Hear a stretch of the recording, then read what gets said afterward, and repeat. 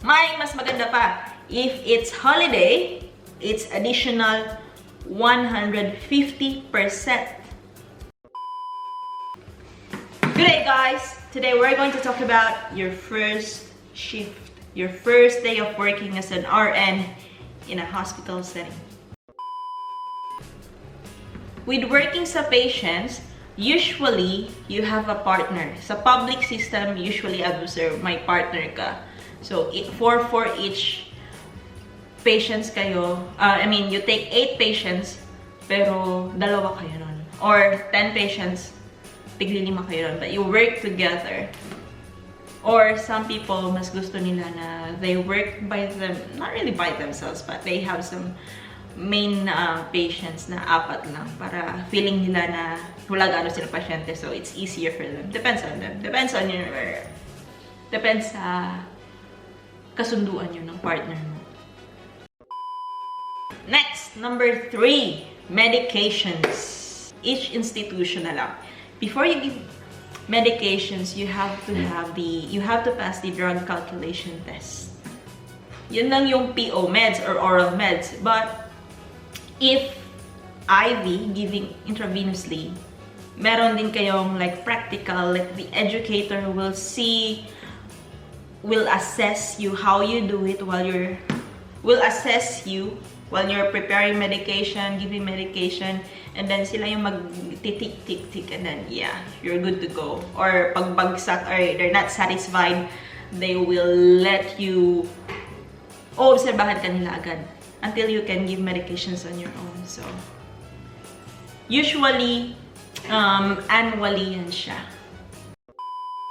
Most of the institutions, may medication trolley yan sila. So just a small trolley, and then you open the drawer, nandun yung mga medicines na common. Some are, if may specific na medicine yung patient na not common, but para sa kanya na taga, say, meron siyang anti-Parkinson's medicine. And you don't usually store it sa medication area nyo or medication trolley nyo. So, some institution, nilalagay nila sa cupboard ng pasyente, bedside cupboard, but it's locked. So, yeah, usually that's how it is. But, meron akong experience sa public health care system. Meron silang tinatawag na fixes. Yeah, fixes. It's like a small medication machine na nagdi-dispense ng medicines, which is very nice. Well, there's advantage and disadvantage. Advantage, just you can only get medications there using your fingerprints, na dapat i-enroll ka ng someone from there, like the educator or the na whoever has the ability to enroll you on that machine. You have to use your fingerprints, and then type mo yung patient's name, and then makikita mo yung different kind of medications. Advantage is that makikita mo yung dating medicines na na-dispense para sa kanya, the time, when was that medication given, and the quantity. So, it lessens the error.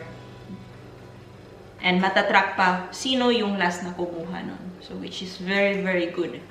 Disadvantage is sa each ward para may isa or dalawa lang. So, imagine there are 30 patients. Lahat ng nurses morning shift nagbibigay ng medication. So, nagpipila, nagta-traffic. By the way, computer-based dito. Most of the time. So, yung mga laptop nila, laptop trolley is in a medication room. Pipila doon sa fixes. So, hassle, matagal matapos. But it's safe. May paper-based din, usually sa private hospitals.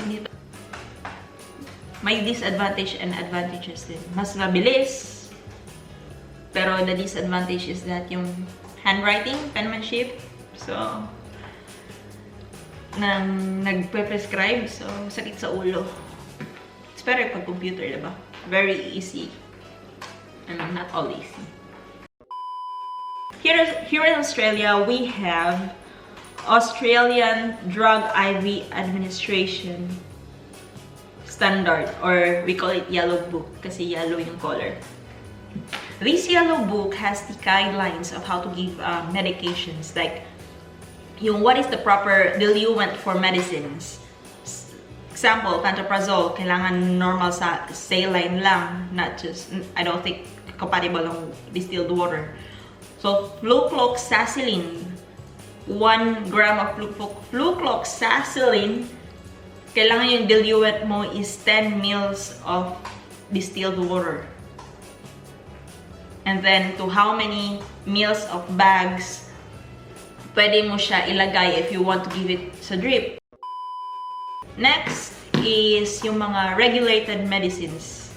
S4, S8, kailangan ng 2 signs ng nurses before you can administer it to the patient. 2 signs medications include insulin. What else? IV medicines. PEDS medicine. And pag pediatrics, PEDS, 2 checks parati yan. And also, yung mga S4, S8 should be in a locked cupboard. Locked cupboard in a wall. And then yung susi nun, the susi for S8 and S4 should be separated, like in different susi, what do you call that? Susi sling? Lanyard. And then usually yung team leader or the senior ones carry those. So, naalala ko before yung S8, S8, S4, or S2, we call it S2 yun. Nakalagay lang sa parang Tupperware before. But that was before. Back home. 5th, very important, manual handling.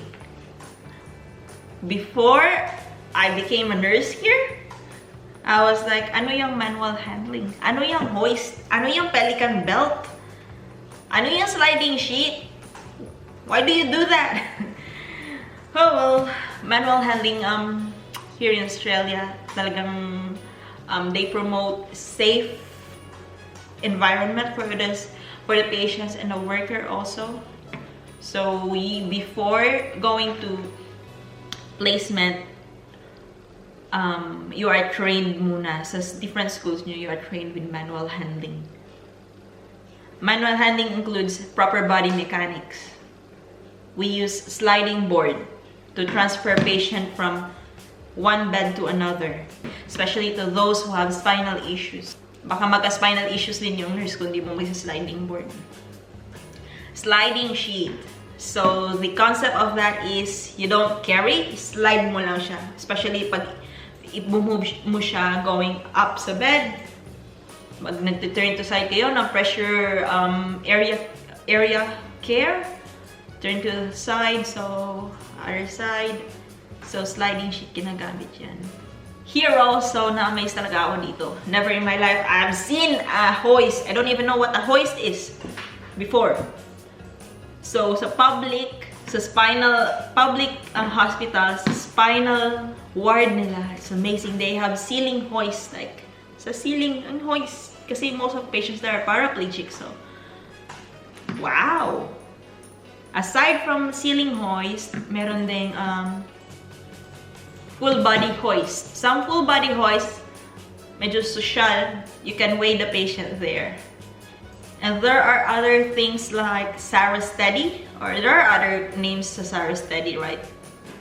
Meron ding forearm support frame, merong rollator frame, pelican belt, four-wheel walker, stick, cam boot. I was like, ano yan? Parang may robot sa foot niya. You would encounter skin traction pag nasa orthopedic ward ka or what. And ito yung pinaka-amazing. Na-amaze talaga ako. It's like, remember yung kay Professor X sa X-Men? Merong mga electric chair, mga people dito. I mean, electric wheelchair. Electric wheelchair yung mga tao dito. They have to charge it over the night, and then they can't move their legs, but they are still able to move their hands, and they still have a good cognitive capacity, so they can drive themselves around. Promotes independence, of course. So if you're bridging, you're going to have your bridging course before you start that, or maybe search ka muna ng mga ganun kasi wala tayo nun back home.